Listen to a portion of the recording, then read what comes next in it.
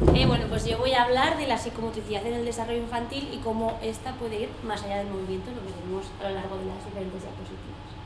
Para comenzar, vamos a hablar sobre una evolución histórica. En este caso es que se emplean diferentes términos para todo lo que podría ser la educación del movimiento, pues como puede ser educación física, psicomotricidad. En este caso se va a hablar de psicomotricidad y vamos a ver como una justificación sobre su uso a partir de esta evolución histórica, ¿vale? Para comenzar, está bien hablar sobre el origen etimológico de la palabra psicomotricidad, ¿no?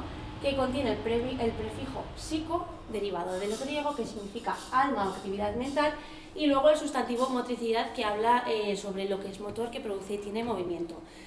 Al contener estas dos palabras nos habla un poco tanto del origen separado de cada una de ellas como de la relación que tienen cuando se juntan, ¿vale?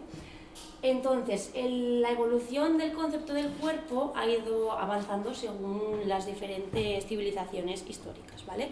Pero como estamos hablando de psicomotricidad, vamos a ir directamente a cuando se empleó por primera vez el término psicomotricidad, que fue para mediados del siglo XX, ¿vale? En este caso fue introducido por Philip Tisci. En este caso hablaba de una gimnasia médica para reducir la impulsividad motriz. Su idea era ayudar a sus pacientes a controlar esa impulsividad emocional o esas carencias de control emocional, ¿vale? Este término también fue utilizado por Ernest Dupré, que estudió la debilidad motora de los enfermos mentales. Intentaba, a partir de una educación del movimiento, intentar mejorar la salud de estos enfermos que tenían, ¿vale?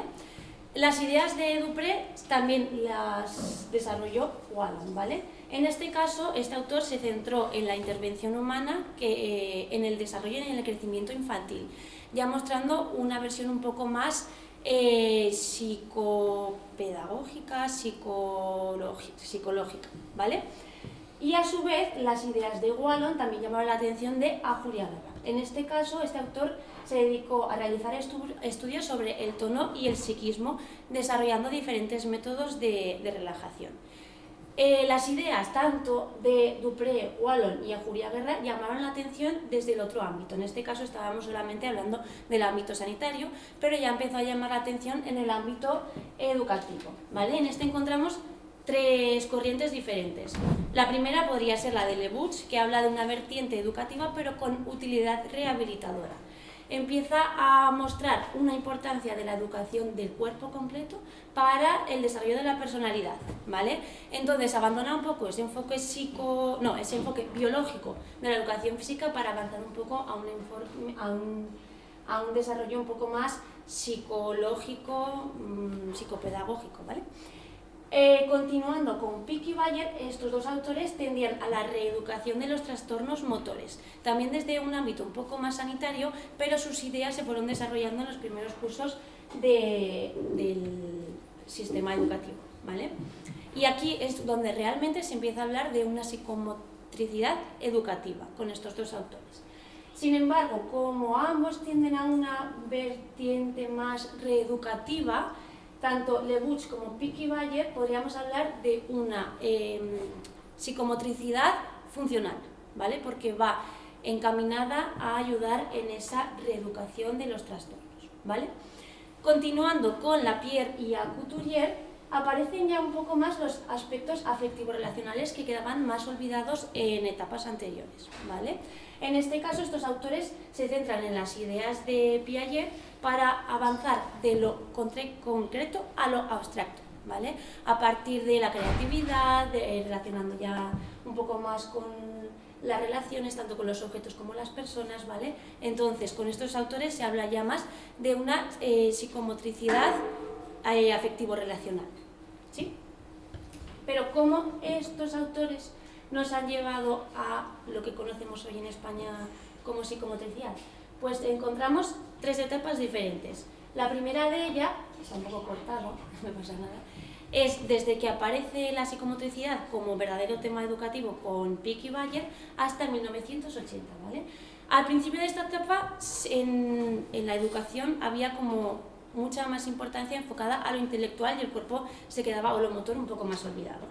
Pero con la aparición de la Ley General de Educación ya se empieza a buscar un poco más esa formación integral, introduciendo pequeñas actividades encaminadas a la educación del movimiento. En cuanto a la siguiente etapa, va encaminada desde 1980 hasta 1985, ya aparece la educación física como área independiente. En este caso sí que se hablaba de educación física y no de psicomotricidad, pero si nos fijamos bien en los textos que había de la época, sí que había referencia a las dos corrientes de la psicomotricidad que hemos hablado, esa más funcional y la más relacional. Y ya por último, la siguiente etapa, que abarca desde 1985 hasta la actualidad, que lo más importante es la llegada de la LOCSE. En este caso, con esta ley educativa ya se empieza a buscar más el desarrollo de las capacidades físicas, afectivas, intelectuales y sociales del alumnado. Sí que se empieza a hablar más de una psicomotricidad global encaminada al desarrollo integral del alumno. Y ya a partir de estas ideas podemos hablar un poco de qué es la psicomotricidad actualmente en España.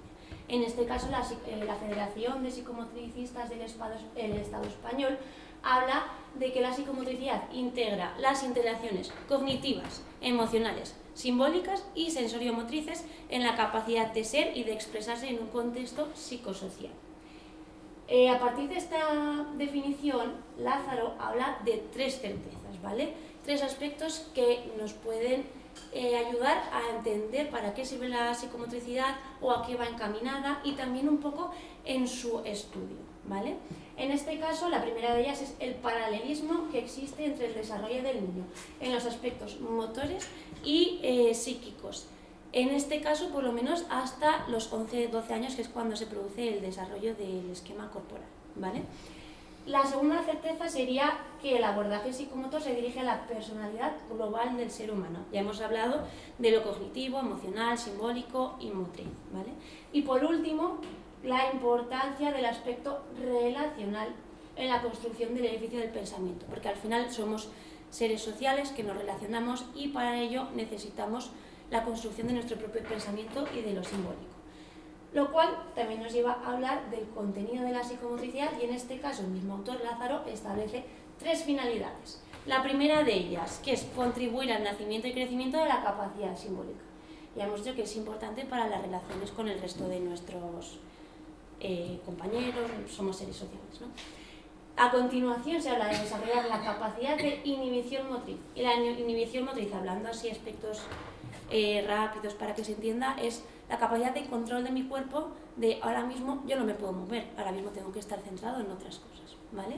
Y por último, acceder a la expresión y al control de los propios estados emocionales, también relacionado con esa vertiente social del ser humano.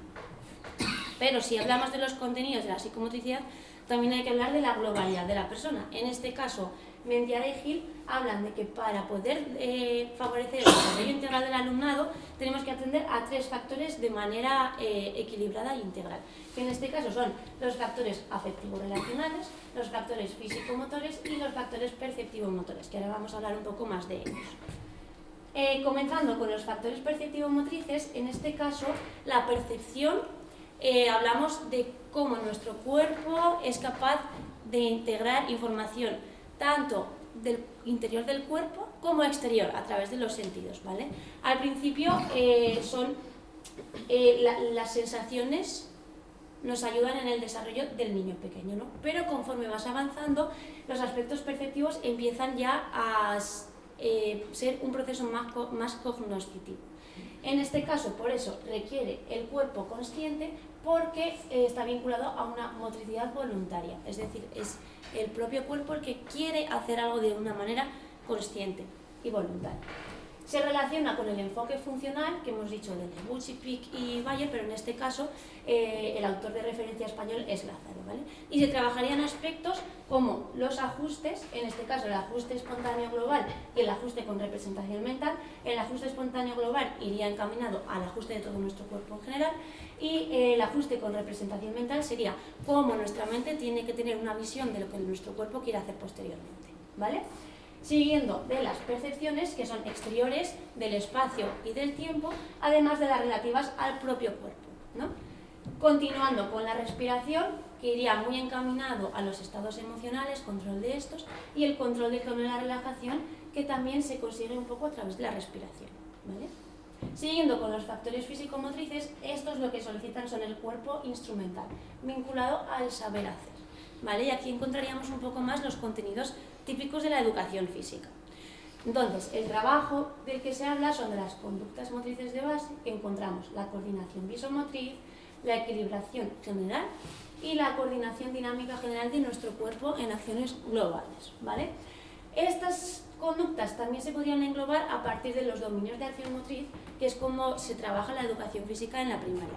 Si queremos establecer como una coordinación, y se debe, entre ambas etapas educativas, lo podemos hacer a partir de los dominios de acción motriz, ¿vale? Que así a rasgos generales es una organización a partir de la lógica interna de las actividades. Deportes individuales, de oposición uno contra uno, colectivos, artístico-expresivos, ¿vale? Y ya por último, encontramos los factores afectivos relacionales. En este caso se solicita el cuerpo vinculado a la motricidad espontánea. ¿Y por qué espontánea? Porque el niño cuando juega libremente es cuando realmente muestra estados internos, cosas que le preocupan, intenta comprender un poco la sociedad que le rodea, ¿vale? Entonces por eso se relaciona más con el enfoque de la psicomotricidad relacional y vivencial. Y los trabajos o aspectos que se trabajan con estos factores afectivos relacionales son la expresión corporal, que también podría estar englobada en los dominios de acción motriz, y que es, como dice Schinka, la capacidad de utilizar el cuerpo para crear un lenguaje propio, ¿vale? Luego también encontramos el juego simbólico, dividido en dos. Está el juego personal, que sería cuando un niño adopta un rol, ¿no? Pues yo ahora hago de madre, ahora hago de hijo. Pero también está el juego proyectado, que es cuando ya lo que el niño está pensando lo proyecta en un objeto. Pues por ejemplo un muñeco, un balón, puede ser algo más abstracto que no sea, por ejemplo, un muñeco, ¿vale? Y ya por último, la psicomotricidad vivencial, que aquí encontraríamos el juego libre, pero entre comillas. Porque aunque es libre, nosotros como docentes tenemos que intentar organizar para que salgan esas conductas que nosotros queremos ver en el alumnado. Si queremos que, por ejemplo, experimenten con balones, no podemos dejar los balones sueltos. Tenemos que ponerlos de tal forma que les evoquen o que les apetezca trabajar con ellos de diferentes formas, también reconducir un poco las acciones que van a salir a través de ellos, ¿vale? Y ya, ¿por qué hay que trabajar estos contenidos? Pues porque está todo relacionado con el desarrollo del humano, en este caso en la etapa de educación infantil, ¿vale? A Julia Guerra establece 3 etapas. La primera es el cuerpo vivido, de 0 a 3 años, la segunda el cuerpo percibido, de 3 a 6, y la última el cuerpo representado, de 6 a 12. Como estamos en educación infantil, vamos a centrarnos directamente en la del cuerpo percibido. Y hablando de los aspectos perceptivos de esta etapa, se produce una maduración de las estructuras sensoriales, ¿vale? Entonces, se amplía la exploración a partir de los sentidos y de lo perceptivo que hemos hablado ya del cuerpo, ¿vale? Y aparece la función de interiorización. En este caso lo que hace es que le permite al niño o a la niña desplazar la atención sobre su propio cuerpo para conocer sus características corporales, ¿vale? La función de ajuste es global, ya que estamos primando el movimiento global de nuestro cuerpo, y se prima el espacio topológico, que es la relación de vecindad con los objetos o las personas que tenemos alrededor, ¿vale? Y para Lebuch es una etapa esencial para la elaboración del esquema corporal y de la imagen del cuerpo. Siguiendo con los aspectos cognitivos de las etapas de Piaget, nos encontramos en el periodo preoperacional, en el momento que se forman las invariantes. ¿Qué es esto de las invariantes? Pues que un objeto sigue siendo el mismo a través de unos cambios, es decir, por ejemplo, un cuadrado sigue siendo un cuadrado, lo ponga así, lo ponga de un lado, lo ponga boca abajo, lo ponga detrás del ordenador, ¿vale? Y además lo que permite adquirir la conciencia de la identidad del objeto. Además, el pensamiento del alumnado se caracteriza por el egocentrismo, la centración, irreversibilidad, ¿vale? Si pensamos en los niños de esta etapa, pues al principio les cuesta bastante, por ejemplo, compartir con sus compañeros. Siguiendo con los aspectos afectivos relacionales, el alumnado se encuentra en el periodo del universo mágico, y esto quiere decir que es la eclosión del yo, ¿vale? Y es donde se produce la primera crisis de independencia, en este caso, cuando se empiezan a separar un poco más de su familia para empezar a ir al colegio, ¿vale? Se inicia una primera socialización con sus iguales, y con los 3 o 4 años conocen las emociones básicas, pues la risa, el llanto, y luego serán capaces también de predecirlas. ¿Cómo se empieza a comprender y a predecir estas situaciones? Pues a partir del juego, ¿vale? Es esencial en esta etapa. Les ayuda a comprender sus propios estados mentales y los de los demás. También esto es función de las neuronas espejo, ¿vale? Y por último, la imaginación surge también de la acción en este juego, ¿vale? Si nos fijamos también en la pirámide del desarrollo, en este caso estamos en esta parte de aquí, ¿vale? Que sería el desarrollo perceptivo motor. Encontramos aspectos como son la coordinación visomotriz, la percepción del propio cuerpo, ajuste y control postural, organización espacial, estructuración espacio-temporal, juego simbólico. Todos estos son aspectos que hemos mencionado que se trabajan en los contenidos de la psicomotricidad a partir de esos diferentes factores de los que se han hablado, ¿vale? Entonces, pues, ¿por qué se trabajan? Porque es la etapa que está, o los aspectos que está desarrollando el alumnado en esa etapa de 3 a 6 años, ¿vale?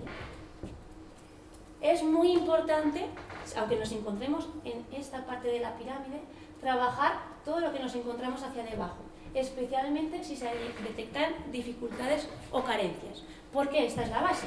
Si encontramos una dificultad, por ejemplo, en la orientación laberíntico-vestibular, el equilibrio también se verá afectado. La coordinación y la percepción del cuerpo se verán afectadas y esto nos va influyendo hasta que llegamos arriba, ¿vale? Entonces también hay que tener en cuenta un poco la base de la pirámide en cuanto al trabajo psicomotor. Bueno, pues ya hemos hablado de que es muy importante trabajar esa base de la pirámide para ayudar a nuestro alumnado. Ya había autores como Leibutz que decían que hay que establecer un lugar de preferencia a la educación fundamentada en el movimiento, ¿vale? Y en este caso, Lázaro también dice que en la cúspide de la pirámide se encuentran aprendizajes instrumentales, pues como son escribir, leer, contar, ¿vale? Que para ello es necesario el desarrollo de todos esos niveles inferiores de la pirámide. ¿Por qué? Para automatizar esa función corporal. En este caso aparece ya en la definición de potencialidad corporal, ¿vale? Que es liberar de energía cortical y producir automatismos para dedicar nuestra energía específicamente a los aprendizajes escolares. Si volvemos a la pirámide del desarrollo, por aquí arriba encontramos la motricidad fina, la capacidad de inhibición motriz que hemos hablado anteriormente, autonomía personal, los aprendizajes académicos. Si encontramos alguna dificultad en esta base o en este siguiente nivel, pues obviamente nos va a repercutir más arriba, ¿vale? Entonces, para que veáis un ejemplo, en la educación infantil se empieza a trabajar la lectoescritura, ¿vale? Entonces, ¿qué relación podríamos ver con la lectoescritura? En este caso, la coordinación visomotriz ha sido un aspecto muy estudiado y muy trabajado a lo largo de la historia para poder entender un poco más estos procesos, ¿vale? Entonces, encontramos por un lado los aspectos manuales, la presión, las pinzas. Tenemos que ejercer la presión correcta a la hora de escribir, a la hora de coger el lápiz. Lo tenemos que coger de una forma, de la otra. Esta no es tan correcta, ¿vale? Pero también dentro de esta coordinación visomotriz encontramos la función visual, entre las que destacan la fijación visual, que es cómo mi vista es capaz de centrarse en un objeto concreto, ¿vale? Pero luego, una vez que ya tenemos eso adquirido, hay que pasar, al seguimiento visual. Por ejemplo, si lanzan un balón, tengo que seguir la trayectoria del balón. Estos aspectos son muy importantes en la lectoescritura, porque tenemos que, sobre todo en la lectura, primero nos fijamos, pero luego saltamos un poco al siguiente paso, tenemos que volver a fijarnos, ¿vale? Entonces, si nuestro alumnado tiene dificultades en estos aspectos, pues obviamente le va a influir a la hora del aprendizaje de la lectoescritura. Hay multitud de estudios que demuestran los beneficios de los programas de educación psicomotriz a la hora del desarrollo de los aprendizajes escolares, pero también encontramos algunos que nos hablan de esas consecuencias de la falta de desarrollo psicomotor a largo plazo, ¿vale?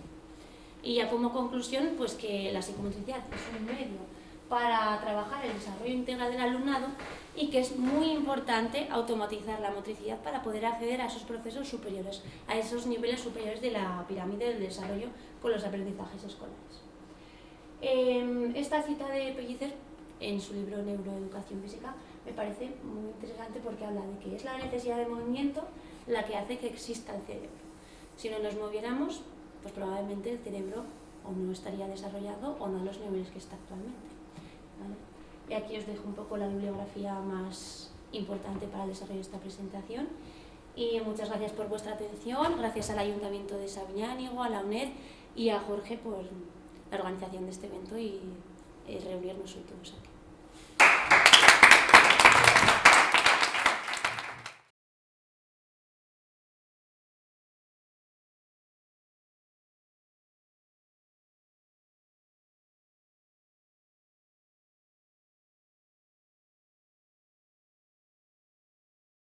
Cuando quieres, Anabel.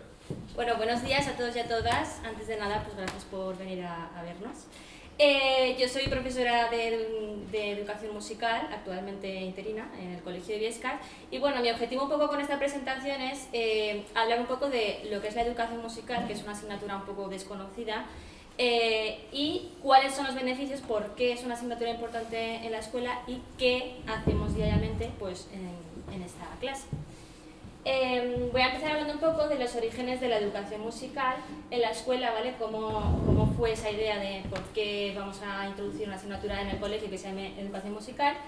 Luego hablaré de qué trabajamos en el aula de música, los beneficios que tienen estas actividades de las que hablaré en el alumnado, y luego abordaré alguna serie de recursos musicales que yo he descubierto y he utilizado y utilizo en mis clases para trabajar la música en el aula. Entonces, bueno, empezamos hablando un poco de los orígenes de la educación musical en la escuela. Antes del siglo XX, la educación musical estaba un poco destinada a las élites. La educación musical era solo percibida como la práctica instrumental profesional, la composición, entonces no era una educación que estuviera para todo el mundo, ¿vale? Era una educación musical profesional. Pero a principios del siglo XX surge una nueva corriente de renovación y revolución pedagógica que se llama la Escuela Nueva, ¿vale? Y junto al segundo Congreso Internacional de la UNESCO de Pedagogía Musical, pues ahí se juntan una serie de pedagogos musicales que en ese momento estaban un poco investigando acerca de la educación musical y cuáles son los beneficios en el individuo, y bueno, allí en ese congreso pues se llega a la conclusión de que la música favorece el desarrollo integral del alumnado y se decide integrar la música en las escuelas para que sea la música para todo el mundo, ¿vale? ¿Qué pedagogías musicales surgen en el siglo XX? Pues surge la de Dalcroze, Kodály, Orff, Willems, esto daría para hablar mucho rato, ¿vale? Pero todas estas pedagogías tienen una serie de principios comunes, ¿vale? Que es el papel activo del alumnado, el desarrollo de la creatividad, algo súper importante, la importancia del juego en el aprendizaje de la música, y se contempla la educación musical desde su doble vertiente, como medio, ¿vale? Que sería lo que se concibe en la escuela, la educación musical para el desarrollo integral del alumnado, y como fin, ¿vale? Que es lo que se haría más en las escuelas de música, en los conservatorios, que es pues, la actividad musical profesional, enfocada ya hacia la profesionalidad. Y coinciden en la forma de estructurar la educación musical, parten del ritmo, de la práctica vocal y corporal, la práctica instrumental, van siempre partiendo del mismo punto, ¿vale? Siempre empiezan por el ritmo y la audición, la práctica vocal y la instrumental y la corporal, ¿vale? ¿Qué trabajamos en el aula de música? Pues al final, de todos esos pedagogos que os estoy diciendo, pues cogemos como ciertas cosas que cada uno desarrolla en mayor o menor profundidad. Y bueno, yo he intentado concretar las destrezas que trabajamos en el aula de música de forma individual, pero esto no quiere decir que se trabaje la audición solo, el ritmo solo, el canto solo, sino que son actividades globalizadas. A partir de una misma obra musical, pues se puede trabajar la audición, se puede trabajar el ritmo y todo eso, ¿vale? Entonces yo lo desglosaba así para que quede un poco más claro lo que se trabaja y cómo se trabaja, pero eso no quiere decir que si trabaja la audición, solo está trabajando la audición, a la vez puede estar trabajando más cosas. El punto de partida de toda la educación musical es la audición, ¿vale? ¿Cómo? No solo es la audición de piezas musicales, sino pues la discriminación de sonidos del entorno próximo, que hay que partir de allí, pues ver cuáles son los sonidos de mi entorno, saberlos identificar, ¿vale? Luego la discriminación de las cualidades del sonido, que es clave a la hora de posteriormente saber analizar una canción, una obra musical, ¿vale? Luego la discriminación de instrumentos musicales, si no sé decir que esto es un piano o que lo que está sonando es una trompeta o que está cantando una voz femenina, una voz masculina, pues va a ser también difícil poder identificar y analizar una obra, ¿vale? Y luego, ¿cómo se hace esto? Con la audición de obras de diferentes épocas, géneros, estilos musicales, ¿vale? Entonces habría que partir En los niveles más inferiores en la educación infantil, pues de discriminación de sonidos y las cualidades del sonido, para luego ya en educación primaria pues empezar ya con la discriminación de instrumentos musicales, que es un poco más complejo, y ya el análisis de las obras musicales que hagamos en clase cada vez un poquito más difícil, ¿vale? ¿Para qué la audición? Pues para ir desarrollando progresivamente una sensibilidad estética, ¿vale? Que nos permita percibir, entender y comprender lo que escuchamos y la música, ¿vale? Yo siempre pongo el mismo ejemplo, no va a interpretar igualmente un cuadro una persona que sepa de pintura y que entienda las técnicas que se utilizan y el porqué, que una persona que a lo mejor no entiende, pues lo percibes pero no lo percibes con esa mayor profundidad que lo puede percibir otra persona. Entonces un poco es para eso. Luego también a través de la audición pues se entiende la cultura, conocemos cuál es el contexto cercano musical que tenemos a nuestro alrededor, conocemos música de otros países y eso también nos ayuda un poco a comprender las formas de vivir, las culturas de otros países, ¿vale? Otra de las cosas que se trabajan de primeras es el ritmo, ¿vale? Tenemos siempre la idea de que el ritmo se trabaja simplemente con los signos musicales gráficos, ¿vale? Aquí, ¿vale? Pero la realidad es que se parte normalmente de la grafía no convencional. Aquí veis dibujos y podéis decir, ¿esto qué tiene que ver con la música? Bueno, pues la palabra en realidad es generadora de ritmo, entonces donde nosotros vemos estos dibujos, pues se parte de pues, sol, como si fuera negra, nube, sol, nube, ¿vale? Entonces ahí estás trabajando el ritmo, se parte de la grafía no convencional.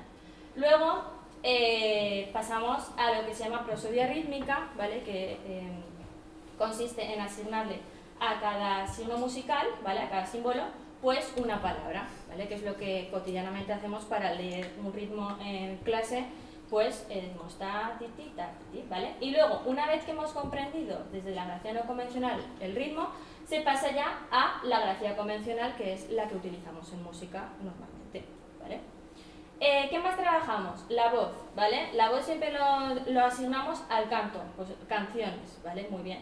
Pero también se contempla la higiene vocal, pues la respiración, la articulación, la vocalización, la resonancia, son cuestiones que se trabajan en clase. Aunque puede parecer algo como un poco más aburrido o tedioso para el alumnado, en realidad actualmente hay un montón de ejercicios de este tipo que yo he hecho captura en YouTube, ¿vale? Que lo que hacen los niños es a través como de juegos practicar cuestiones como la respiración, la vocalización, todo ese tipo de cuestiones que luego a la hora de hablar o a la hora de proyectar la voz o a la hora de expresarse pues les va a ayudar mucho, ¿vale? Y luego pues como siempre se trabaja a través de la entonación de canciones, de rimas, de onomatopeyas, ¿vale? Que normalmente trabajan a la vez el ritmo, ¿vale? Luego, ¿cómo trabajamos también? A través de la percusión corporal, ¿vale? ¿Qué trabajamos a través de la percusión corporal? El ritmo, que hemos dicho anteriormente. Entonces, ¿para qué es muy útil? Pues para trabajar el esquema corporal, la lateralidad, que decía Puri hace un momento, ¿vale? Todo lo que es la psicomotricidad, la coordinación. Entonces, muchos niños les cuesta también mucho la coordinación de manos a piernas, a pitos, ¿vale? Entonces, estos ejercicios les vienen muy bien para comprender un poco las alturas, ¿vale? Y la lateralidad y la coordinación. ¿Qué más trabajamos en el aula de música? Pues su parte favoritísima del mundo, que es la práctica instrumental, ¿vale? Que al final es el culmen de la educación musical. ¿Para qué hacemos educación musical? ¿Para qué aprendemos ritmo? ¿Para qué aprendemos percusión corporal? ¿Para qué escuchamos? Pues para la práctica instrumental, ¿vale? Que es lo que más les motiva y lo que más les gusta. Entonces tiene que ir todo un poco como en equilibrio, ¿vale? Entonces, ¿qué tipo de materiales utilizamos? Pues a lo mejor normalmente hemos utilizado instrumentos de láminas y poco más, instrumentos de pequeña percusión, pero actualmente todas estas pedagogías modernas y demás pues incluyen todo tipo de materiales, cucharas, vasos, pañuelos, se les explica al alumnado que la música no es solo lo que sale de un instrumento musical, sino que nuestro cuerpo es el primer instrumento musical que tenemos, la voz, la percusión corporal, y podemos hacer música con todo tipo de objetos, ¿vale? Que es lo que se llama cotidiáfonos. ¿Con qué más podemos hacer música? Con pequeña percusión, con instrumentos de láminas, ¿vale? Como he dicho, carillones, xilófonos, metalófonos que tenemos casi todos en las aulas. Y luego hay unos instrumentos así como que se han incluido estos últimos años, que son los instrumentos melódicos como el ukelele, que está muy de moda ahora, ¿vale? Que también les motiva un montón al alumnado, les enseña muchísimo también a tener un primer acercamiento con un instrumento y a llevárselo a casa y tener como esa rutina de trabajo y de aprendizaje de un nuevo instrumento musical. La flauta, que ha estado siempre, y en algún colegio que yo he estado se hacía piano, ¿vale? A partir de tercero de primaria se tocaba el piano. Entonces es una forma también de que ellos vean que ¿para qué estamos aprendiendo música? Pues porque si aprendo tal cosa, o si aprendo a leer las partituras y a leer el ritmo, pues yo soy capaz luego de tocar un instrumento musical, ¿vale? Luego los boomwalkers, que también es así un instrumento bastante nuevo, que son unos tubos, no sé si los habéis visto alguna vez, de plástico, ¿vale? Que están organizados por colores, ¿vale? Se le asocia a los colores una nota musical, ¿vale? Que va con el arco iris. Pues el do es el rojo, el re es el naranja, el mi es amarillo.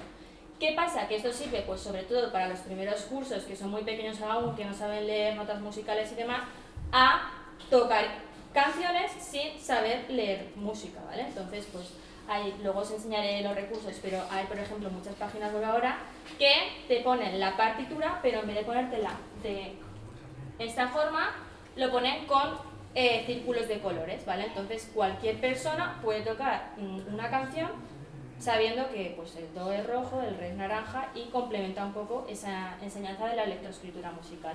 Y lo mismo las campanas de colores. Esto se utiliza sobre todo en educación infantil porque es un objeto muy manejable, ¿vale? Es como un timbre o la agitas, entonces es súper fácil, ¿vale? Y luego el lenguaje musical. Pues, tiene que haber una parte teórica dentro de la educación musical, ¿vale? Que se trabaja pues, la lectura de ritmo, los compases, la familia de instrumentos, tesituras vocales, ¿vale? Y como os he puesto ya aquí, pues es necesario intercalar el lenguaje musical, ¿vale? Con el resto de destrezas musicales. ¿Por qué? Porque así se ponen en práctica los conocimientos que tú has adquirido a través del ritmo, a través del lenguaje musical, a través de la audición, pues se ponen de forma práctica en la práctica instrumental, ¿vale? Así ven ellos cuál es la significatividad de lo que están viendo dentro del aula. Si no, pues si solo viéramos partituras pero nunca llegáramos a tocar, pues al final se aburrirían, ¿vale? Sería como, vale, ¿y esto para qué? Entonces, bueno, pues así ellos, si vamos intercalando este tipo de actividades, ven que lo que están aprendiendo lo necesitan para poder hacer música. Y luego, también, muy importante, el movimiento, ¿vale? Que son juegos a través de los cuales los alumnos comprenden las cualidades del sonido o diferentes elementos musicales. En esta corriente va mucho Dalcroze, ¿vale? Que era uno de los pedagogos que citábamos anteriormente, por eso lo he distinguido un poco el movimiento del baile y la danza, ¿vale? Porque el movimiento serían más actividades en las que el alumnado comprende conceptos musicales a través del movimiento, los interioriza, primero los siente y luego los comprende. Y luego el baile y la danza, pues que sería más bien todas las coreografías que hacemos en clase, las danzas que podemos llegar a aprender, ¿vale? Entonces, en estas dos tipos de destrezas que desarrollamos, vamos un poco compaginados con los compañeros de educación física siempre, que son los que nos ayudan pues, a hacer coreografías y demás pues, para los típicos bailes de Navidad, de fin de curso y demás, ¿vale? Pero muy importante también. Siempre se parte del movimiento, de la audición, del ritmo, ¿vale? El sentir lo que estamos entendiendo para desarrollar la musicalidad del alumnado. Primero se siente y luego se entiende, si no, no es posible, ¿vale? Y bueno, ¿para qué? ¿Para qué todo esto? ¿Qué beneficios tiene en el desarrollo integral del alumnado? Por un lado, la capacidad matemática, ¿vale? Aunque no lo penséis, la música es matemáticas, son equivalencias. Cada figura musical tiene un valor, con esos valores se puede jugar, sumar, restar, los compases, ¿vale? Son todo capacidades matemáticas. Cuando bailamos el cuadrado, el círculo, estás aprendiendo figuras geométricas en realidad, aunque de forma indirecta, pero las estás aprendiendo. Luego, por otro lado, la capacidad psicomotriz. Hemos dicho que a través del ritmo, a través del movimiento, a través de la danza, estamos trabajando de la percusión corporal, estamos trabajando la lateralidad, el desarrollo del esquema corporal, comprendernos a nosotros mismos como personas que tenemos extremidades, que tenemos cuerpo y sabernos mover, ¿vale? Por otro lado, el lenguaje verbal. Cuando hablábamos del canto, hablábamos de que además de trabajar el canto en sí, que a través del cual puedes adquirir vocabulario, puedes aprender nuevos conceptos, te sirven para aprenderte nuevas cosas, ¿vale? Muchas veces pues para aprendernos los días de la semana, una canción, pues es mucho más fácil. pues a través de también la técnica vocal aprendemos también a hablar, y a hablar bien, y a respirar, y a vocalizar, y a proyectar la voz. Entonces, en el lenguaje verbal también pues nos ayuda muchísimo a la hora de expresarnos, porque al final la música es un lenguaje y es otra forma de expresión, ¿vale? Por otro lado, el sentido social. Muchas veces, bueno, casi todas las actividades de música son en grupo, ¿vale? Entonces es muy importante la música porque me hace a mí entender cuál es mi importancia como persona dentro de un grupo para el éxito del grupo y cuál es la importancia del grupo para el éxito en conjunto, ¿vale? Entonces es un medio también muy de sociabilizar, ¿vale? Luego, el desarrollo de la afectividad. Pues bueno, la música va directamente relacionada con las emociones. Como he dicho, es un lenguaje expresivo que todo el mundo puede entender y que lo que tiene diferente con otros lenguajes es que hay muchas formas de interpretar un mismo mensaje, una misma canción, ¿vale? A mí me puede evocar algo y a vosotros puede evocar algo totalmente diferente. Entonces también me ayuda a expresarme emocionalmente o a expresar algo que yo quiero decir, pero muchas veces sin esas palabras que a veces no sabemos cómo poner ni cómo decir. Por otro lado, el aprendizaje de la lectura y la escritura. Al igual que aprendemos a leer y a escribir letras, frases, oraciones, aprendemos a escribir música, ¿vale? ¿Qué tienen en común? Pues que parten del punto y la línea, como la lectoescritura, ¿vale? Y que se escribe de la misma forma, de la misma direccionalidad, ¿vale? Lo que tiene en concreto la enseñanza del lenguaje musical y de la escritura es pues que los sonidos se ponen en diferentes alturas, entonces también eso ayuda mucho a organizarse espacialmente a lo largo de un papel, ¿vale? Del pentagrama. Luego, ¿qué más? El desarrollo de la memoria, pues nos aprendemos canciones, aprendemos ritmos que tenemos que repetir, aprendemos rimas que tendremos que repetir, ¿vale? Se desarrolla mucho la memoria. Aprendemos a tocar un nuevo instrumento y para aprender a tocar un nuevo instrumento tengo que saber dónde están los diferentes sonidos, dónde están las cuerdas, cómo se afina, ¿vale? Se desarrolla la memoria. La capacidad de trabajo, por lo que hablábamos, ¿no? Cuando ya empezamos a todos organizarnos para tocar un instrumento o una pieza entre todos, para hacer una canción entre todos. Eso desarrolla la capacidad de trabajo que nos implica que, sobre todo en la música, cuando empiezas, es un camino arduo, no es que tú cojas un ukelele o cojas un carillón y empieces a tocar y ya sabes tocar, no, eso es capacidad de trabajo, tienes que coger la rutina de ir ensayando. Hay muchos niños que me dicen, oye, ¿me puedo llevar el carillón a casa y lo practico? Pues bueno, eso es desarrollar la capacidad de trabajo. Ellos son conscientes de que para poder manejar un instrumento o para poder aprenderse una canción necesitan trabajar, necesitan esa disciplina, ¿vale? Y luego, ¿qué tiene muy bueno la música? Pues que es su interdisciplinaridad con otras áreas, ¿vale? Se puede trabajar junto a cualquier área, ¿vale? Solo tenemos que ver, imaginaros que vamos a organizar, aquí estamos cerca, el Halloween, ¿no? Y pues vamos a hacer un baile. El baile lo puede hacer la asignatura de música con la de educación física, pero en lengua pueden hacer unas entradas con un cartel para publicar, o sea, para publicitar el Halloween. En matemáticas pueden calcular cuánto dinero van a cobrar en la entrada, si cobran entrada o si cobrarán entrada. Se puede trabajar con muchísimas cosas, ¿vale? En inglés, pues la festividad de Halloween en esos países es muy interdisciplinar, ¿vale? No es algo como muy aislado, se puede trabajar con otras áreas. Y bueno, para ir terminando, yo os he recopilado aquí como una serie de recursos que yo he ido recopilando un poco a lo largo de estos años, que no son muchos de trabajo, sobre la música, ¿vale? Y los he clasificado así un poco como por temáticas, ¿no? Pues en cuanto al movimiento y el baile, la danza, pues el jazz dance famosísimo del mundo, que les encanta. Luego tenemos a esta chica que me gusta mucho, que es María José Pedagogía Musical, que si alguno os dedicáis a la educación musical os gusta, yo os aconsejo seguirla porque mola. Y luego esta aplicación, ¿vale? Que también es de baile, que muchas veces, pues para un rato de romper el clima del aula, ya no solo en música, en cualquier asignatura, que ves que están cansados, pues pones un jazz dance y ya como que desconectan, cambian y vuelven a reconectar. En cuanto al ritmo, os he puesto a este chico que se llama Samuel, ¿vale? Que este es muy de la pedagogía ORF, ¿vale? Que tiene también un montón de vídeos, pues super guays de ritmo y palabra, ¿vale? Luego, en internet, en YouTube, pues si buscáis ritmograma de no sé qué, os va a salir un montón de recursos, ¿vale? Que un ritmograma al final es como si estuviéramos jugando a un videojuego, que sale el ritmo, ¿vale? Por así decirlo, negra, corchea, y los alumnos pues lo van siguiendo, ¿vale? Con canciones de todo tipo, actuales, clásicas, de todo tipo, ¿vale? Y Pedagovila, que esto también es un canal de YouTube, ¿vale? Que a mí me gusta mucho, que está más orientado hacia la pedagogía del cross. Lo que decíamos es sentir los conceptos musicales a través del cuerpo. Entonces hacen ahí como un montón de actividades con globos, con pelotas, con aros, con cintas, un montón de cosas, ¿vale? Luego, con respecto al ukelele, que es así como lo más novedoso, existe una página web y también tiene Instagram que se llama Ukeaula, ¿vale? Que es una chica que graba vídeos, ¿vale? Desde el nivel 0 hasta el nivel 3 creo que va ahora, y son vídeos a través de los cuales tú puedes aprender a tocar el ukelele, ¿vale? Tú solo en tu casa con un ukelele y el vídeo, ¿vale? O sea, de forma un poco más autodidáctica. Y pone luego canciones de todo tipo, ¿vale? Pues empieza con un elefante se balanceaba, pero luego ya sube, ¿vale? Para los boomwalkers y las campanas también hay una página de YouTube que me gusta mucho, que es Musication, ¿vale? Que es también así tipo videojuego, que es lo que hablábamos anteriormente de que es música, pero con los colores que decíamos de rojo, amarillo, verde, que va siguiendo un personaje y ellos van tocando, ¿vale? Cuando tienen que tocar, cuando, pues si tienen la campana algún walker de color rojo, pues tocan cuando salta el personaje principal en el color rojo, ¿vale?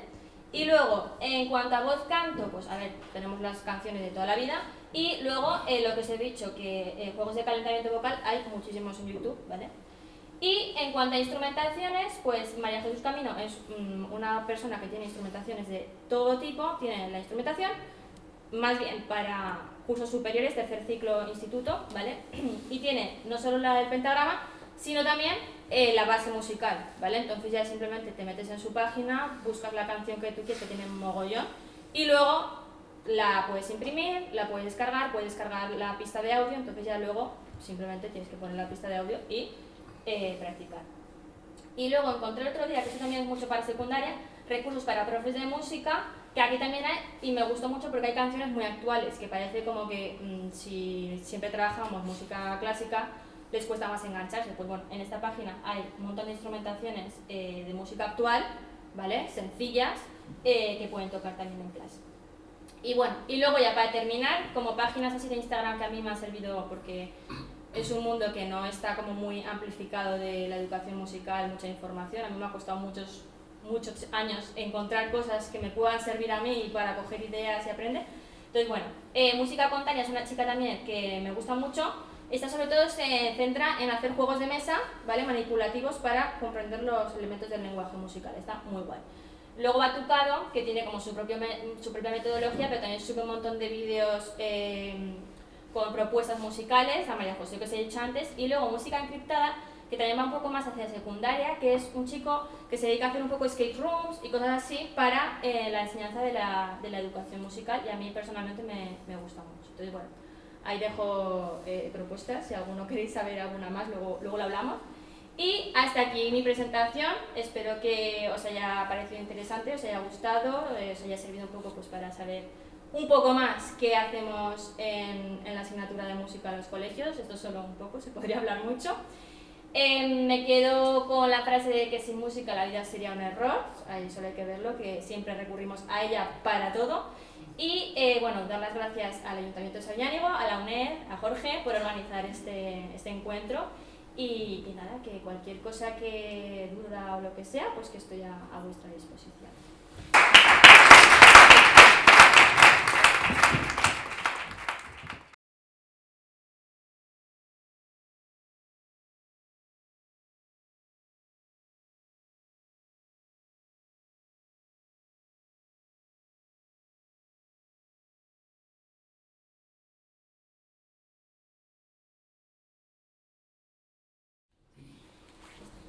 Bueno, buenos días a todos y a todas. Lo primero de todo, muchas gracias por haber acudido hoy al encuentro de jóvenes estudiantes.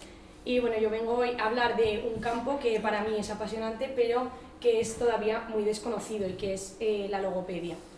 digo que es todavía muy desconocido porque todavía hay muchas personas que asocian la logopedia solamente con trabajar con la voz o con la típica R que tanto le cuesta a algunos niños. Sin embargo, la logopedia va mucho más allá y es mucho más que solo el trabajo de la voz. Por lo tanto, pues bueno, voy a hablar de algunas cosas como la situación laboral en España, de las diferentes áreas de la logopedia y bueno, de las distintas salidas laborales que tiene esta carrera. Bueno, yo quería presentarme así rápidamente. Estudié Magisterio de Educación Primaria en la Universidad de Zaragoza, me gradué ya en 2022 y actualmente estoy estudiando la carrera de logopedia en la Universidad Oberta de Cataluña, en la UOC, y también trabajo aquí en el Puente Sardas, en el Centro de Atención Temprana Carlos López Otín, como maestra de audición y lenguaje, por lo que estoy en contacto diariamente con logopedas y puedo ver su trabajo diario. De hecho, compartimos algún caso, por lo que pues, toda la información que voy a comentar hoy aquí es de primera mano.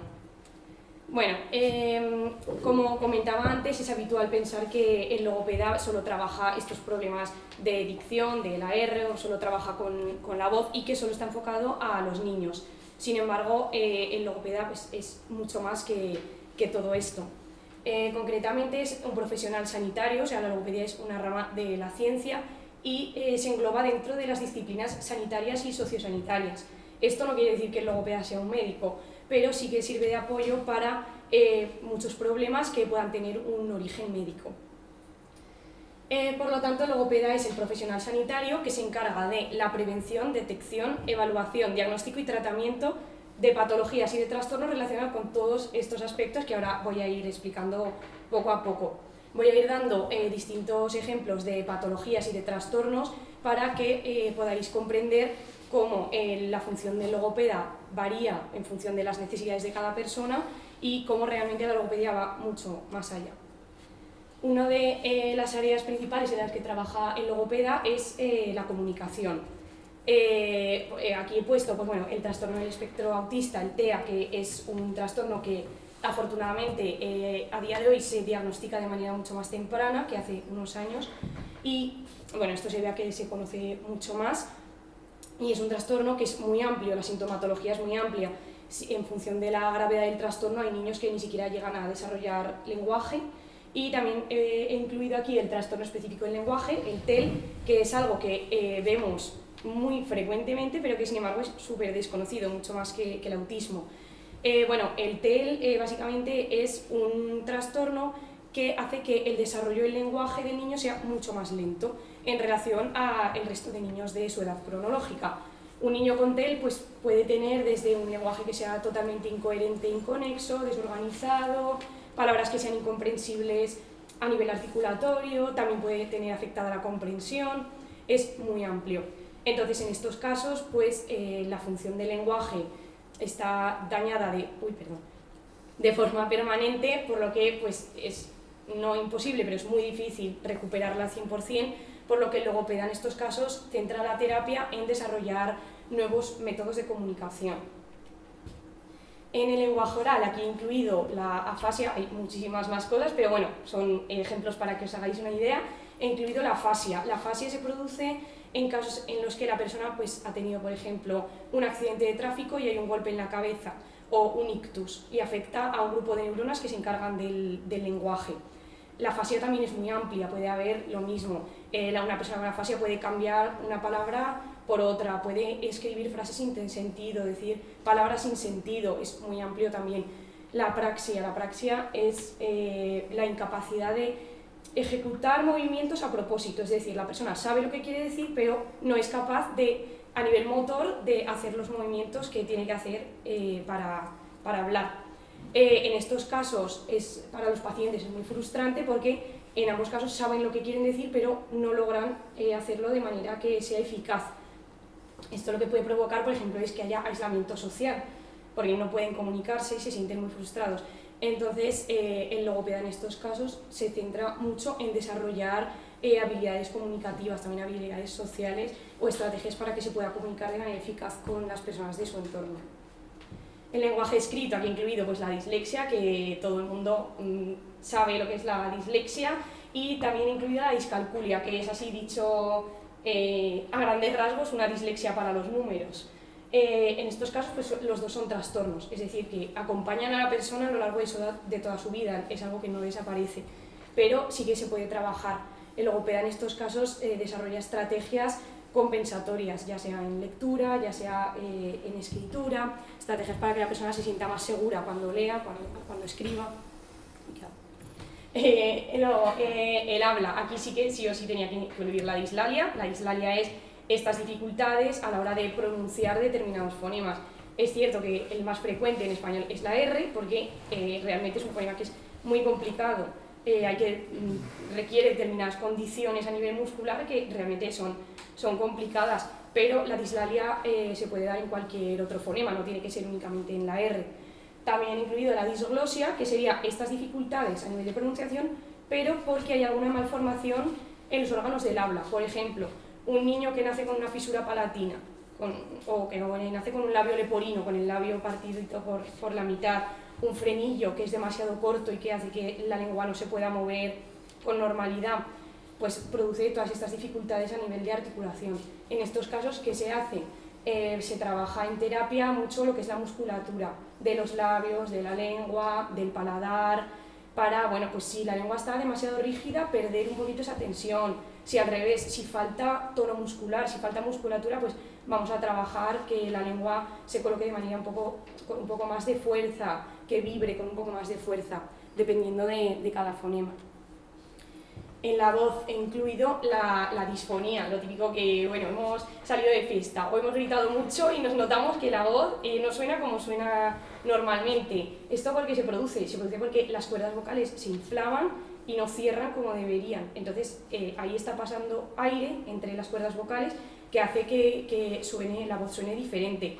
Esto que nos pasa de manera puntual, hay personas que les pasa de manera recurrente, pues personas sobre todo que trabajan con su voz, profesores, locutores de radio, cantantes, actores. La voz es su herramienta de trabajo y este abuso vocal lo que puede hacer es que nos salgan nódulos, que nos salgan pólipos, que hace que las cuerdas no cierren y que haya ese paso de aire. También es muy común en niños, porque los niños muchas veces hablan gritando, hablan elevando demasiado el tono de voz. Este abuso pues también puede producir estas disfonías. En estos casos, ¿qué hace el logopeda? Pues trabajar técnicas para la relajación de las cuerdas vocales, también la postura, que es muy importante. También va a trabajar estrategias para colocar bien la boca, para que cuando vayamos a proyectar la voz, cuando vayamos a hablar, nos resulte cómodo, que no estemos forzando las cuerdas vocales. Y también incluido la laringectomía. Esto suele ser personas que tienen un cáncer de laringe y se les extirpa la laringe porque no tienen cuerdas vocales. Entonces, pensad que son personas que tienen que volver a aprender a hablar porque su voz es una voz totalmente diferente a la voz que tenían cuando tenían cuerdas vocales. Entonces, en estos casos hay que aprender a hablar de cero prácticamente. La audición también muy importante, incluido la presbiacusia, que bueno, esto es algo que le ocurre a prácticamente todo el mundo cuando nos vamos haciendo mayores, se deterioran los órganos de la audición. En estos casos, pues bueno, es algo que no se puede detener, el logopeda tampoco hace milagros, no se puede devolver esa audición, pero sí que se puede enlentecer el proceso. Y la hipoacusia, un niño que ya nace con un poco de sordera, ya nace con un poco de pérdida auditiva. En casos en los que se pone un implante coclear, un audífono, una prótesis, pensad que son niños que nunca antes han escuchado, entonces hay que empezar con el lenguaje de cero, en todos sus aspectos, vocabulario, sintaxis, pragmática, hay que empezar de cero. Con personas más mayores se trabaja lectura labial, se trabaja lenguaje de signos, si fuera necesario, hay que rehabilitar esa vía auditiva en la que hay una pérdida. Bueno, los procesos cognitivos, que son, para que lo entendáis, las operaciones que hace nuestro cerebro para comprender toda la información que nos llega a través de los sentidos. Aquí he incluido enfermedades que son degenerativas, como son la demencia, como es el Alzheimer, que van arrastrando el lenguaje y que desafortunadamente a día de hoy no hay nada farmacológico que pueda parar estas enfermedades. Entonces el logopeda, pues un poco como comentaba con la presbiacusia, lo que hace es enlentecer el proceso, mejorar esta función para que la calidad de vida de la persona sea la mejor posible pues, a lo largo del desarrollo de la enfermedad. Y ya por último, las funciones orales asociadas, que a mí esto cuando empecé la carrera es lo que más me llamó la atención, porque nadie asocia a un logopeda a otras funciones como pueda ser dormir o como pueda ser comer, como pueda ser tragar. Sin embargo, he incluido aquí la deglución atípica, que es algo que es súper frecuente, pero también súper desconocido, que así, para que lo entendáis, es colocar la lengua mal cuando tragamos. Pues colocarla, por ejemplo, en los dientes. Esto que hace que la mordida se vaya deformando, es algo que lo detectan mucho los dentistas. Y también he incluido la apnea del sueño, que es estos periodos en los que estamos durmiendo y de repente no respiro durante unos segundos. El logopeda en estos casos trabaja tema postural, trabaja la respiración, respirar a través de la nariz y no a través de la boca. También, bueno, aquí podría incluir la disfagia, que es algo que poco a poco se va conociendo un poco más, pero es dificultades a la hora de tragar. Esto, claro, es un problema muy importante y es algo muy grave, puede conllevar desnutrición, se da por ejemplo mucho en el Parkinson, que el Parkinson lo que hace es que debilita los músculos de la garganta, entonces nos provoca esas dificultades a la hora de tragar y bueno, el logopeda también en su papel es esencial en esos casos. Bueno, ya las salidas profesionales de la logopedia, ya con toda esta información podéis ver que va mucho más allá que solo trabajar en el ámbito educativo. También podemos trabajar en el ámbito sanitario, en hospitales, en centros de salud, en clínicas privadas, también bueno, en ámbito sociosanitario, que ya hablaríamos de contextos de residencias, asociaciones, centros de día, incluso atención domiciliaria si la persona no puede moverse de su casa por algún motivo. El ámbito educativo, que bueno, en España actualmente solo podrían ser en centros de educación especial o en centros privados, porque en los centros públicos está el maestro de audición y lenguaje. En centros de formación a profesionales de la logopedia, o sea, básicamente dar clases a futuros logopedas. Y ya por último en centros de investigación, ya sea centros de investigación lingüística o científica. En cuanto a la situación de la logopedia en nuestro país actualmente, la verdad que son datos que son bastante alentadores. El 93% de las personas de los logopedas a los 3 años de graduarse ya está trabajando, el 63% en menos de 3 meses y tan solo el 9% tarda más de un año en trabajar. La verdad que la logopedia pues, es una carrera que está evolucionando mucho y que tiene muchas salidas porque puede trabajar tanto a nivel individual como grupal, en sector tanto privado como público, puede trabajar en grupos, puede trabajar en equipos multidisciplinarios, con psicólogo, con fisioterapeuta, con terapeuta ocupacional. Entonces, bueno, puede trabajar con muchos otros profesionales. Y ya por último, pues había incluido aquí una lista con las universidades en las que está esta carrera en España para que veáis que realmente son muy poquitas en las que lo encontramos presencialmente, o sea, son concretamente 12. La más cercana aquí es la Autónoma de Barcelona, porque en Aragón pues, todavía es una carrera que presencialmente no está. Sí que se puede cursar en algunas otras universidades online, como por ejemplo yo lo estoy haciendo en la de Barcelona, también se puede hacer en la UNIR, en la de La Rioja, pero bueno, poquito a poco el panorama de la logopedia está cambiando y está evolucionando y todos esperamos que siga evolucionando y que poco a poco se pueda cursar en más universidades presenciales porque realmente su papel es muy importante y es necesario en muchos casos. Y bueno, hasta aquí mi presentación, espero que os haya gustado y que sirva para dar un poco a conocer esta figura del logopeda que es todavía tan desconocida. Y bueno, por último, como ya han hecho mis compañeras, agradecer a la UNED, al Ayuntamiento, a Jorge sobre todo, por organizarlo y bueno, cualquier duda que os surja estaré disponible para responder.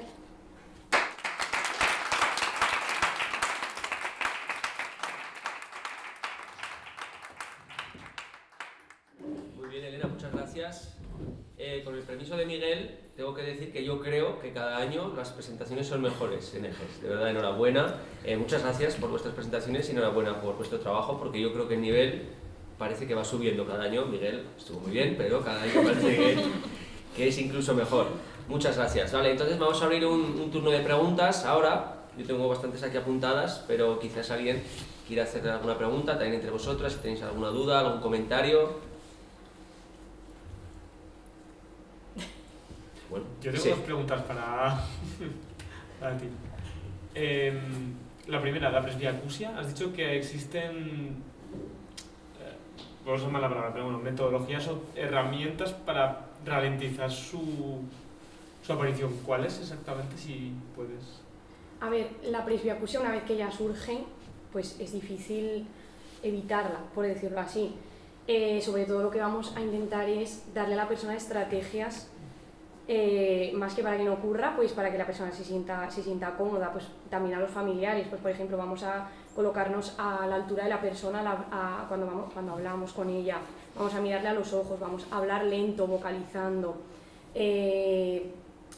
si es necesario repetir, si la persona lo necesita, también pues ayudar a la persona, si por ejemplo se utiliza un audífono, a cómo vamos a emplear el audífono, porque es verdad que los audífonos, no sé si alguna vez habrás visto alguno, pero es que es una cosita que es así de pequeña, entonces no es fácil ponerla, pues vamos a ayudar a la persona a que sepa cómo utilizarlo, a saber cómo tenemos que limpiar los audífonos, cómo tenemos que cargarlo. También normalmente suele ser gente mayor, que quizás estas tecnologías pues en algunos casos ya se escapa un poco de sus conocimientos, pues es más este tipo de estrategias que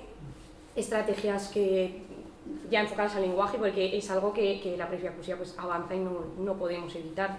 Es más este tipo de estrategias. Vale. Luego la segunda pregunta va un poco más rara, ¿vale?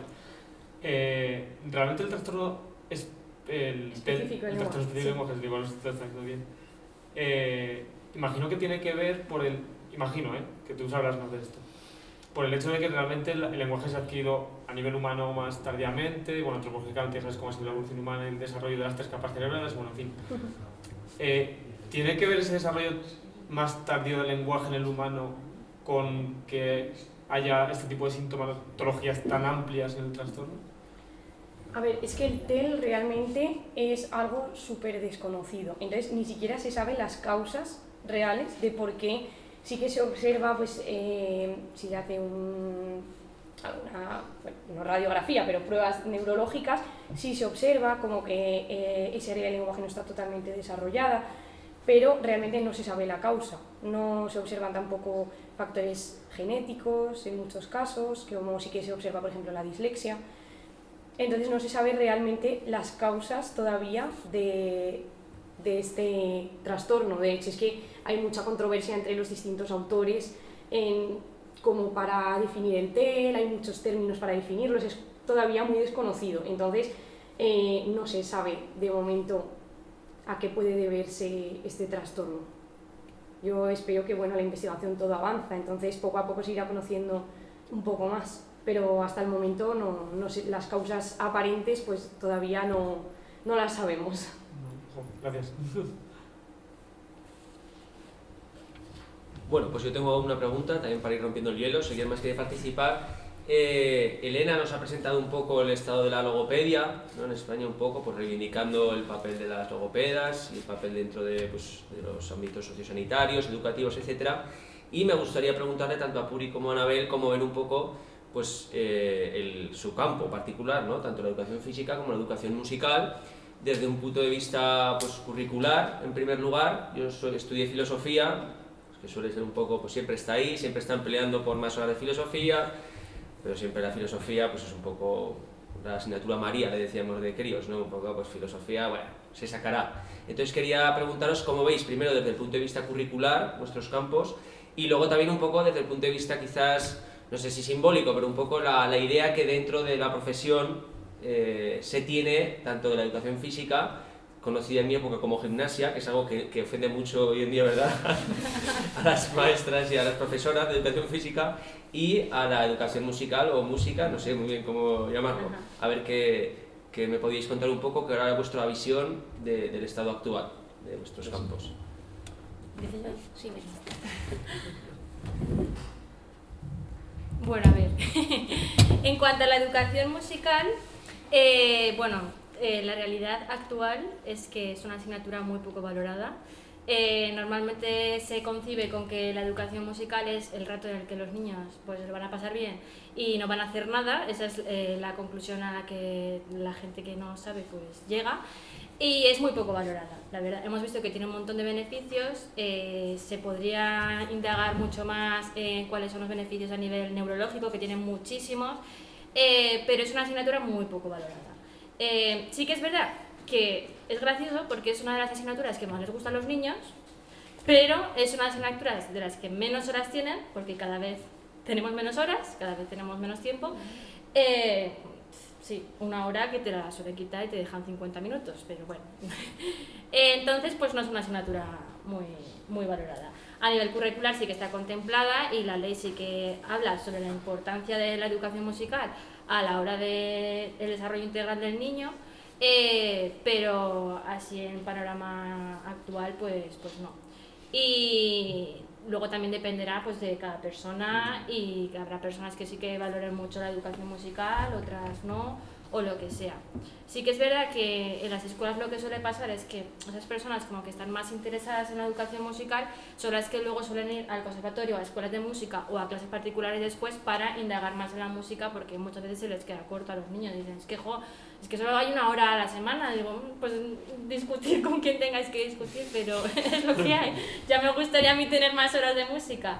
Pero sí, y luego habéis visto que son muchas las cosas que se trabajan, y en una hora o en 50 minutos que tenemos semanalmente es que es muy difícil trabajar todo eso y realmente desarrollar en el alumnado pues competencias musicales más amplias. Entonces, pues bueno, ese es así como un poco el esto.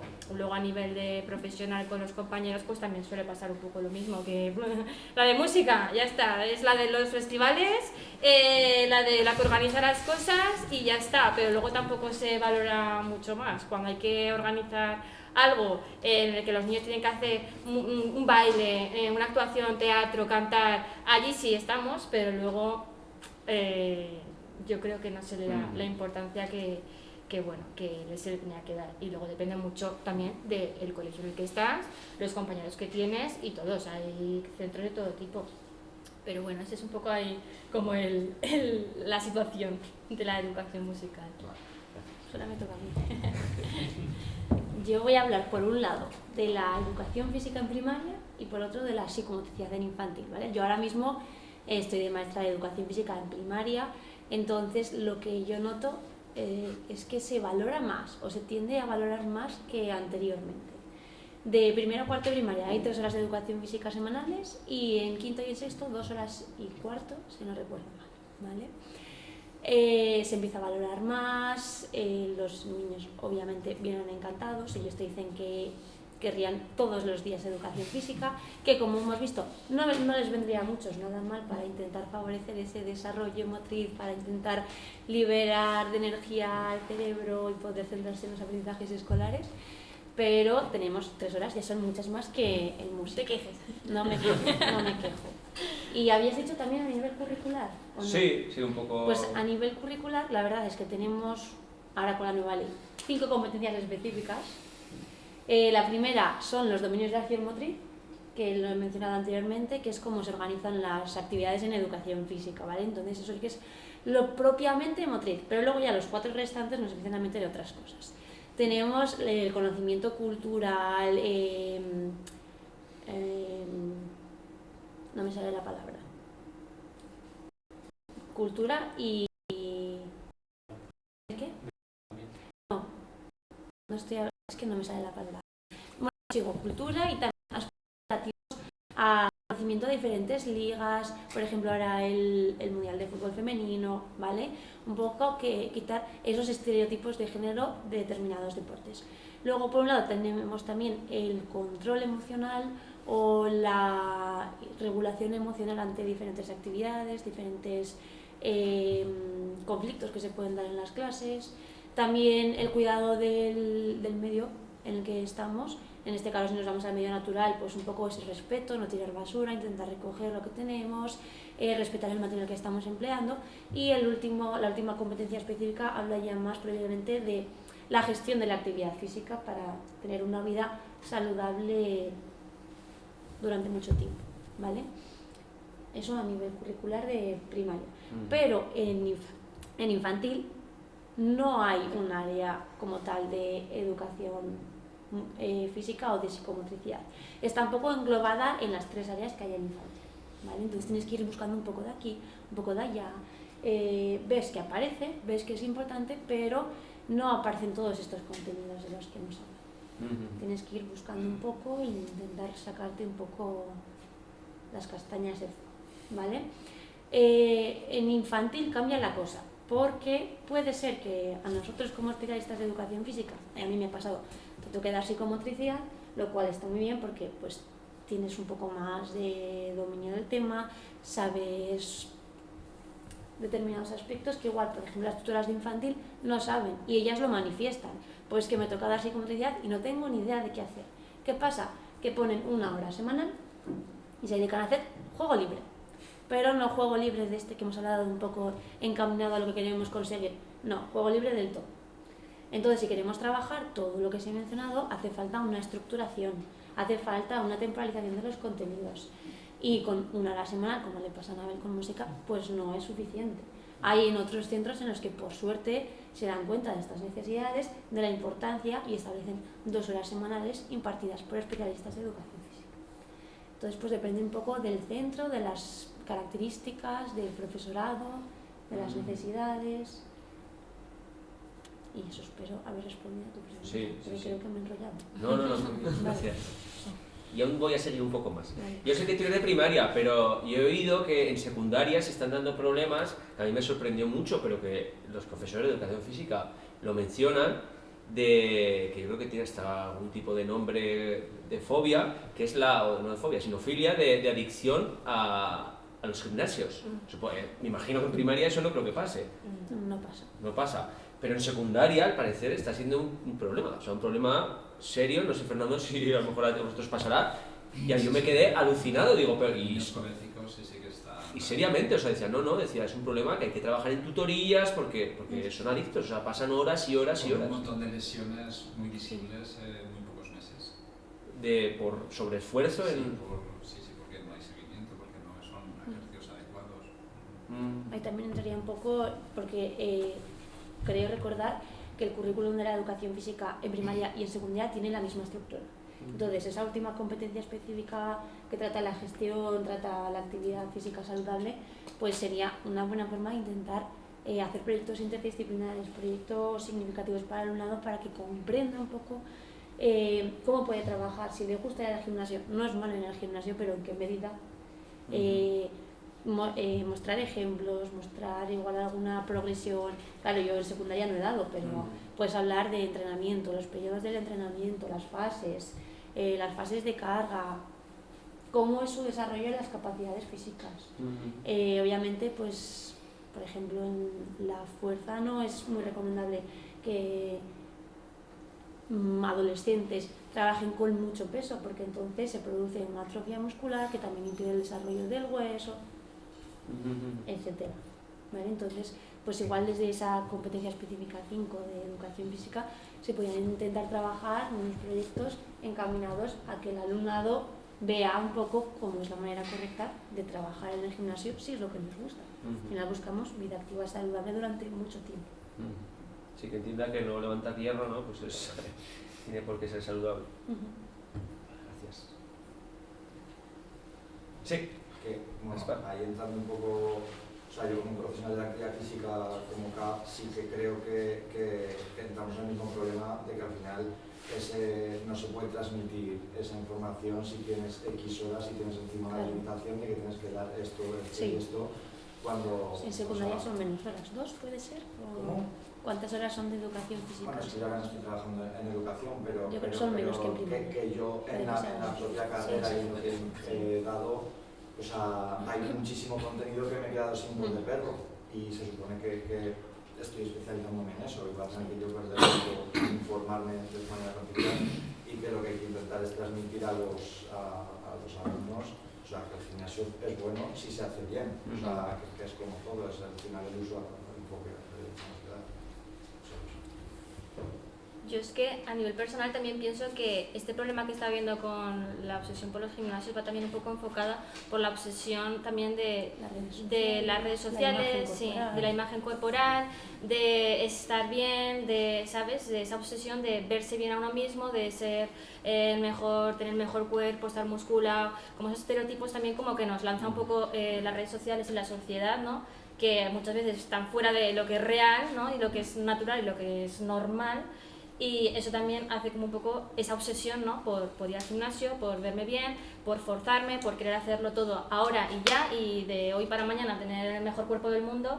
Y pues eso también entra en juego lo que estáis comentando, de tener un conocimiento de cómo se gana fuerza o qué es lo mejor, también a nivel nutricional, que muchas veces hay un montón de problemas con la nutrición porque dejan de comer y van al gimnasio 800 horas, y yo creo que allí es un campo que en secundaria, sobre todo ahora, con todo esto del físico y de la apariencia hacia el demás, hay un problema cada vez más gordo. Sí, además también están acostumbrados a la inmediatez. O sea, yo estoy viendo esta imagen de esta persona que está muy fuerte, pero esto yo lo quiero ya, con resultados momentáneos, lo más rápido posible y que me parezca lo máximo.